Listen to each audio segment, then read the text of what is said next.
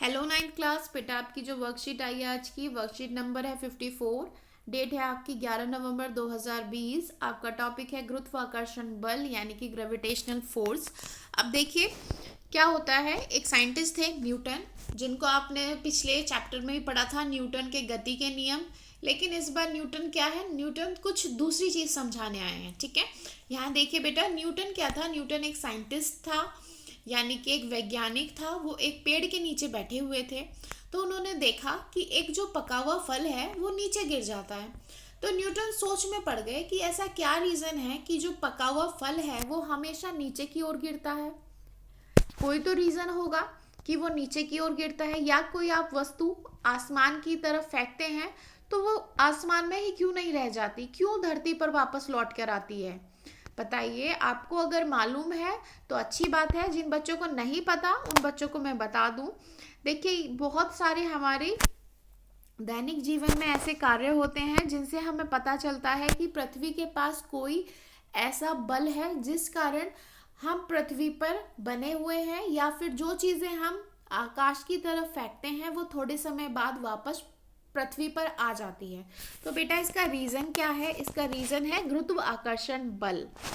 ये एक gravitation force जिसको बोलते हैं। ग्रेविटेशन फोर्स के कारण ही क्या होता है कि एक ऐसा फोर्स है जो पृथ्वी सभी वस्तुओं पर लगाती है, और उसके लगाने के कारण क्या होता है बच्चे, जितनी भी वस्तु या कुछ भी होता है वो धरती की ओर आकर्षित होता है, यानी कि अट्रैक्ट होता है। ठीक है, इसको बोलते हैं बेटा गुरुत्वाकर्षण बल। अब देखिए नेक्स्ट क्या है, गुरुत्वाकर्षण का सर्वत्री नियम। ठीक है, सर्वत्री नियम है इसका।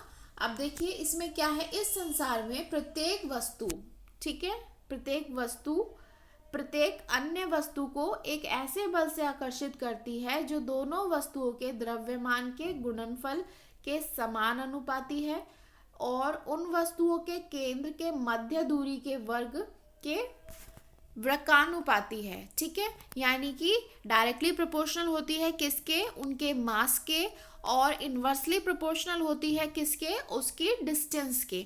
तो देखिए यहाँ पे बेटा आपको दो पिंड दर्शाए गए हैं, एक ग्रीन कलर का, एक ब्राउन कलर का। ग्रीन वाले का जो मास है वो है m1, और ब्राउन वाले का जो मास है वो है m2।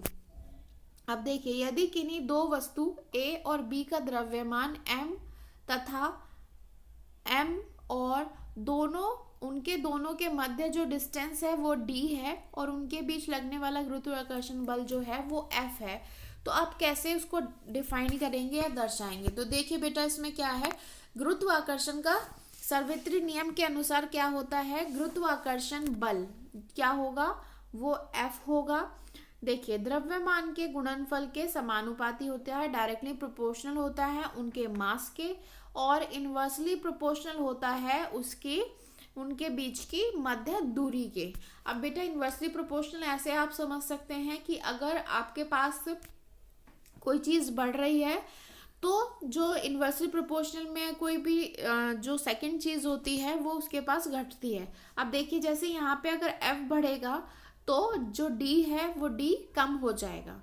ठीक है, ये होता है इनवर्सली प्रोपोर्शनल। और डायरेक्टली प्रोपोर्शनल का मतलब होता है कि अगर F बढ़ रहा है तो M भी बढ़ेगा। ठीक है, अब देखिए इसको ऐसे दर्शाया गया है, F डायरेक्टली प्रोपोर्शनल है capital M into small m by D2 square. D2 बोल सकते हो या D स्क्वायर। ठीक है, D स्क्वायर है बेटा ये।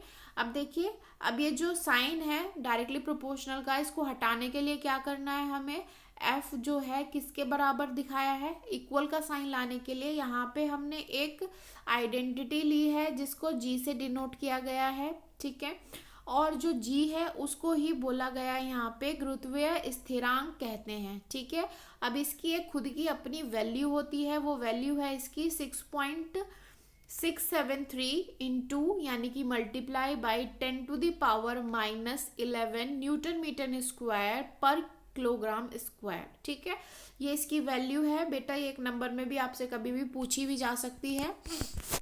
अब नेक्स्ट देखिए, नेक्स्ट है इसमें गुरुत्वाकर्षण का जो नियम है उसको सार्वत्रिक नियम क्यों कहा जाता है।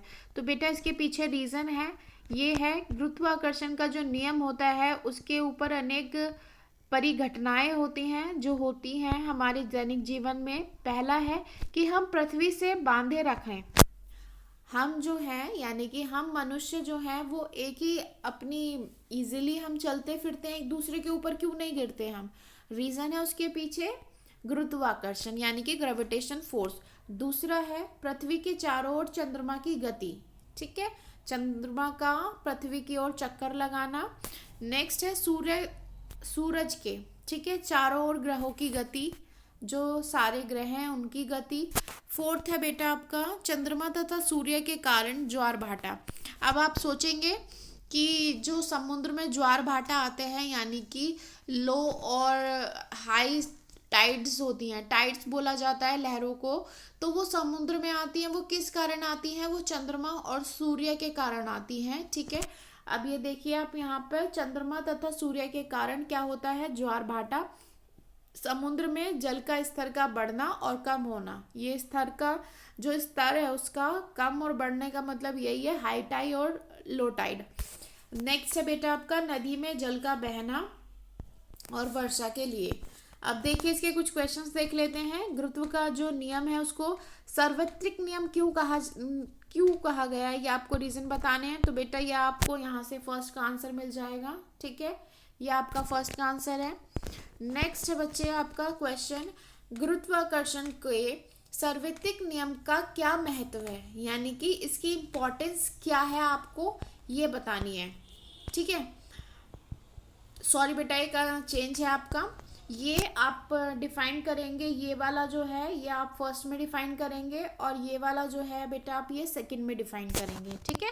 ये आपका फर्स्ट का आंसर है, ये आपका सेकंड का आंसर है। अब देखिए आपका थर्ड है, यदि गुरुत्वाकर्षण बल नहीं होता तो क्या होता, अपने विचार लिखिए। अब आप सोचिए कि अगर कोई ऐसा पावर ही नहीं होती जो आपको संभाल के रखती तो क्या होता, आप एक दूसरे के ऊपर गिरते या मे भी कभी खड़े ही ना हो पाते, ठीक है। तो आप ये बातें अपने शब्दों में लिखेंगे। फोर्थ है बच्चे आपका गुरुत्वाकर्षण बल में जी क्या निरूपित करता है और इसका मान बताना है, ठीक है बेटा। अब देखिए इसमें जो जी है यहाँ से आप ये पूरा आंसर लिख देंगे, ठीक है। ये आपका फोर्थ का आंसर है। आपकी वर्कशीट कंप्लीट।